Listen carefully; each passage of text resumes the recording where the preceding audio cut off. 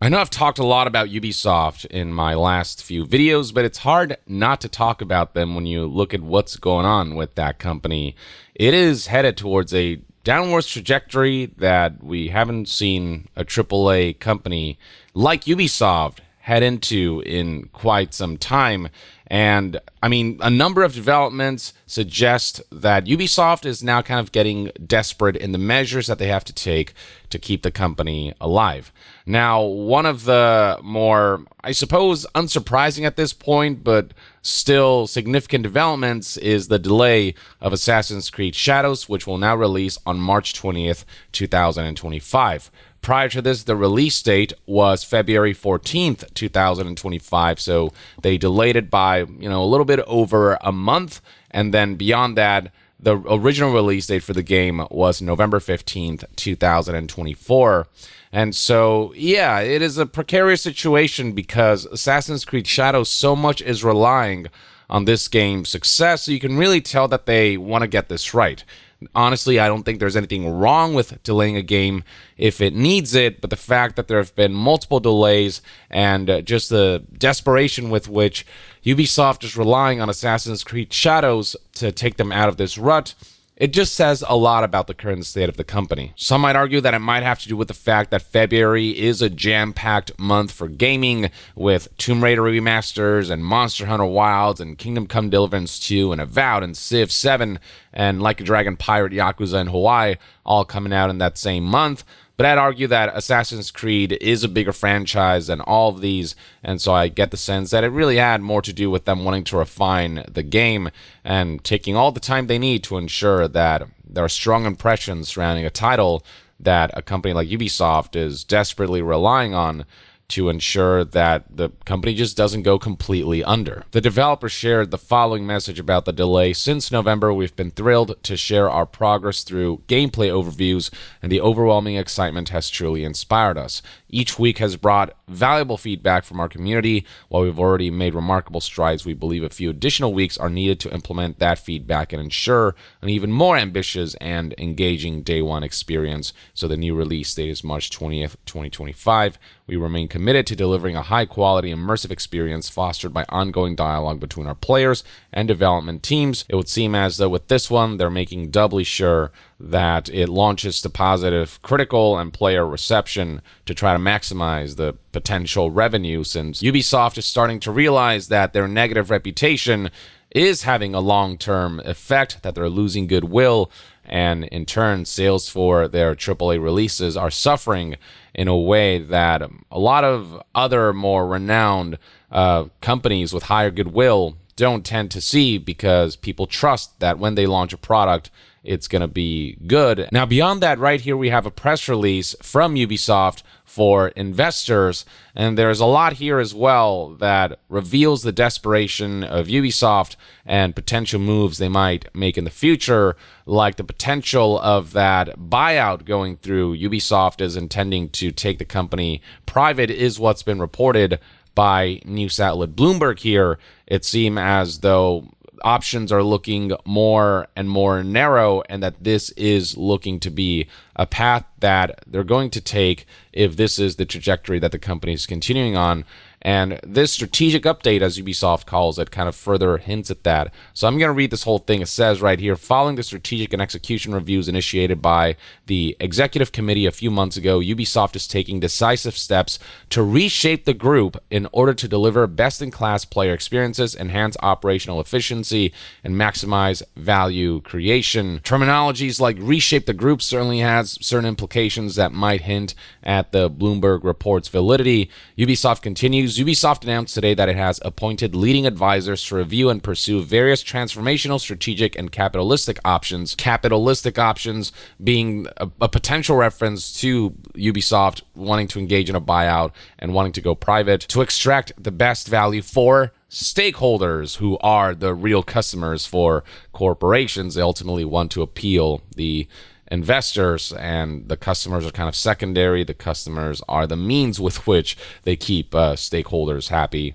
They continue this process will be overseen by the independent members of the board of directors. Ubisoft will inform the market in accordance with applicable regulations if and once a transaction materializes. Yep, they use the word transaction here, further hinting at Ubisoft seriously considering the potential of a buyout. Now, they use the term if and once to try to leave the room open for the possibility that it might not happen. But more and more, it's looking like it's headed in that direction, given the string of disastrous results that we have seen from Ubisoft, from high-profile games flopping to numerous games getting delayed, to all the layoffs that we have seen, to their inability to meet financial expectations, the stock just plummeting, and I mean the company itself and the employees not being happy with aspects of how the company runs things. The list just goes on and on. This statement then says that operationally the company will continue to drive significant cost reductions together with a highly selective approach to investments, and now expects to exceed 200 million euros in reduction of its fixed cost base by fiscal year 2025 to 2026 versus 2022 to 2023 on an annualized basis. And those cost reductions could also come in the form of even more layoffs than they've already been. Developers obviously are the ones who are going to suffer for the misguided decisions of leadership. That's how, unfortunately, this tends to be. Leadership rarely takes accountability. In December, X-Defiant was discontinued and 3 production studios in high-cost geographies were closed. Oh yeah, the studio shutdowns as a result of the myriad flops and the layoffs that resulted from it. All of that contributes to a company that is just a sinking ship. Then, additionally, as part of the renewed focus on gameplay quality and engaging day one experiences, it has been decided to provide an additional month of development of Assassin's Creed Shadows. This additional time will allow the team to better incorporate the player feedback gathered over the past 3 months and help create the best conditions for launch by continuing to engage closely with the increasingly positive Assassin's Creed community. The game is now scheduled for March 20th. Positive Assassin's Creed community. I don't know. There's been quite the mixed reception surrounding Assassin's Creed Shadows, and there's just a mixed level of optimism surrounding the franchise as a whole, given the staleness of Ubisoft games in general, though a lot of people are also seeing some of the newer footage that we've seen of Assassin's Creed Shadows, and it does look improved from some of the initial footage that we have seen. But skepticism surrounding a Ubisoft game is warranted, given how past few releases have gone. But yeah, that's kind of the statement that Ubisoft provided to investors, but investors are none too happy. Ubisoft recently hosted an emergency conference call to kind of address all of these recent developments, but the ultimate result was Ubisoft getting grilled by investors and getting bombarded with questions that they just were extremely vague on, or that Ubisoft just refused to answer. So, for example, they were asked directly by Morgan Stanley representative if Ubisoft could elaborate on what they meant by considerations of transformation and capitalistic options, highlighting how all of that was extremely vaguely put, not a lot of details were provided, and that kind of uncertainty puts stakeholders and investors on edge. Asking if all of that is in reference to reports that there are discussions with Tencent about the company going private and all that, and the response provided was just a whole lot of nothing. It was stated here, the objective of this process is to unlock the best value potential of our assets to the benefits of our stakeholders and to foster the best conditions to create great games in the fast-evolving market, yada, yada, yada. It's all corporate speak that says a lot, but ultimately says absolutely nothing about what future plans are. So the guy from Morgan Stanley had to follow up with another question asking if there are any concrete courses of action or scenarios that are being considered. But the response that Ubisoft provided was that we're limited with what we can say today, but we have started a process, whatever that means, with advisors. This was kind of the tone of the entire conference call. A lot of frustrated investors getting no answers from a company that is sinking and is being very vague about this sinking ship. IGN details here how a representative from Barclays pointed out to Guillemot and Duguet that Tencent has recently been designated as a Chinese military company by the US and wants to know how that's going to impact things. Guillemot declined to comment. A representative from HSBC asked at what stage the advisors were at currently in terms of considerations for the future of the company. Guillemot would only say that they have started working and that they are expecting good progress, which again says absolutely nothing. Other unanswered questions included how many AAA games Ubisoft expects to release in the coming fiscal year. Aside from Assassin's Creed Shadows, there just doesn't seem much else in the pipeline, especially with all the projects that they canceled recently.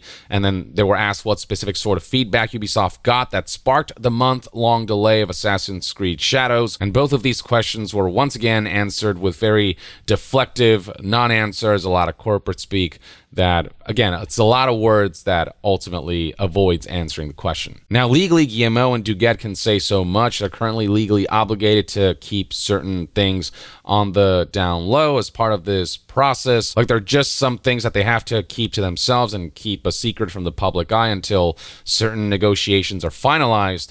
But none of that changes the fact that this company is in such disarray that their necessity for secrecy is just exacerbating the investors' kind of unease about the future of the company, alongside the fact that it's lost the faith of just a lot of the gaming community who have seen how Ubisoft has kind of devolved in terms of how they handle the creativity of their games, which again have just felt really stale compared to the output of other companies, and just the general sense that Ubisoft doesn't care about the launch state of a game. They only care about launching it exactly right when the entire company is at stake. You know, we've not seen Ubisoft kind of try as hard as Assassin's Creed Shadows when it comes to like really delaying games until they're absolutely cooked and like foregoing a lot of the monetization elements that they were initially planning for Assassin's Creed Shadows, similar to what they did with their release of Avatar: Frontiers of Pandora, similar to what they did with Star Wars Outlaws. Only now that the company